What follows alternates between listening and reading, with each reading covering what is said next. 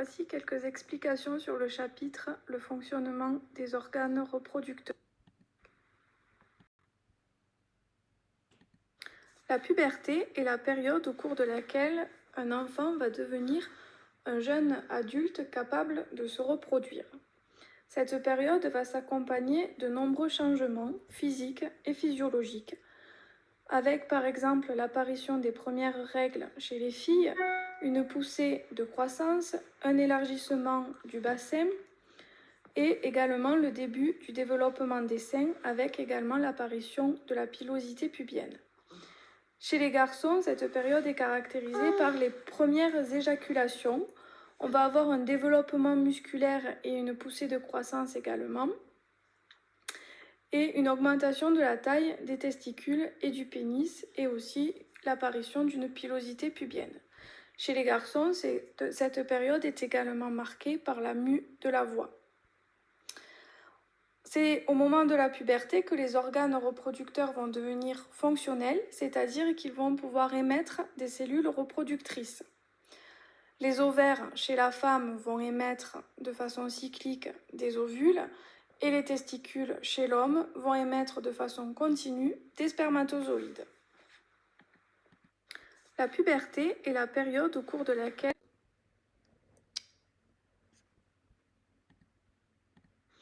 l'appareil reproducteur de l'homme est constitué de différents organes.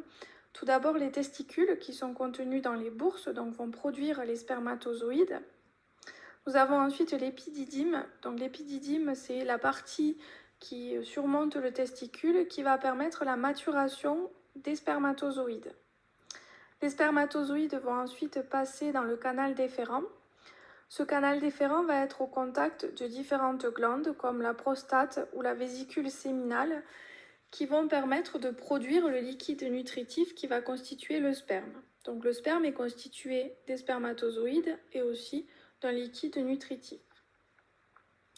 Vous avez ensuite le pénis dans lequel on va avoir le passage de l'urètre. Donc à la sortie du canal déférent, le sperme va passer au niveau de l'urètre et va être ensuite évacué vers l'extérieur par l'orifice urogénital. Chez la femme, l'appareil reproducteur se compose aussi de différents organes. Donc nous avons les ovaires qui vont produire les ovules. On va ensuite avoir les trompes. Donc lorsque l'ovaire va libérer l'ovule, l'ovule va se retrouver au niveau des trompes. Ces trompes vont ensuite être reliées à l'utérus. Donc l'utérus est un organe qui va avoir une paroi relativement épaisse, une paroi musculaire, donc qui va pouvoir se contracter. C'est également l'organe qui va être responsable de l'apparition des règles, justement par une destruction de cette paroi épaisse, qui est riche en vaisseaux sanguins. Vous allez ensuite avoir le vagin et les organes génitaux externes avec la vulve. L'appareil reproducteur, donc comme on vient de le voir, à partir de la puberté, l'individu devient capable de se reproduire, c'est-à-dire qu'on va pouvoir avoir un futur bébé. Donc lorsque on va avoir émission d'un ovule par la femme et après un rapport sexuel, émission des spermatozoïdes dans l'organisme féminin, on va pouvoir avoir fécondation. Donc l'ovule va se trouver au niveau des trompes et les spermatozoïdes vont remonter le long de l'appareil reproducteur féminin pour rejoindre l'ovule au niveau des trompes. La fécondation, c'est la fusion du noyau de l'ovule avec celui du spermatozoïde. Elle va donner lieu à la formation d'une cellule œuf. Cette cellule œuf va commencer ensuite à se diviser. On va parler alors d'embryon. L'embryon va partir des trompes pour se diriger au niveau de l'utérus dans lequel il va s'implanter. La période embryonnaire dure de 0 à 3 mois. Elle va être caractérisée par la mise en place des différents organes qui vont constituer le futur bébé. À partir de 3 mois, on va parler de fœtus ou de période fœtale qui va s'étendre jusqu'à 9 mois. Cette période fœtale va être caractérisée par une forte croissance en masse et en taille.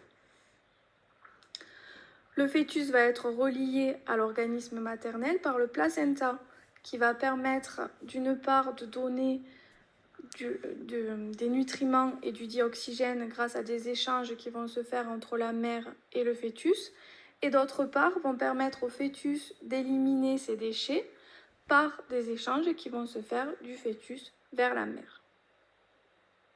Au bout de 9 mois, c'est l'étape de l'accouchement et de la mise au monde du futur bébé.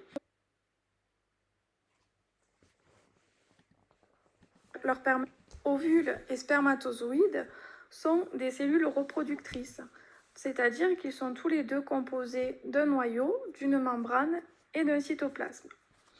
La différence va essentiellement être en termes de mobilité. Les spermatozoïdes sont dotés d'un flagelle qui vont leur permettre de bouger et de se déplacer, alors que l'ovule ne va pas pouvoir se déplacer, on va dire qu'ils sont immobiles.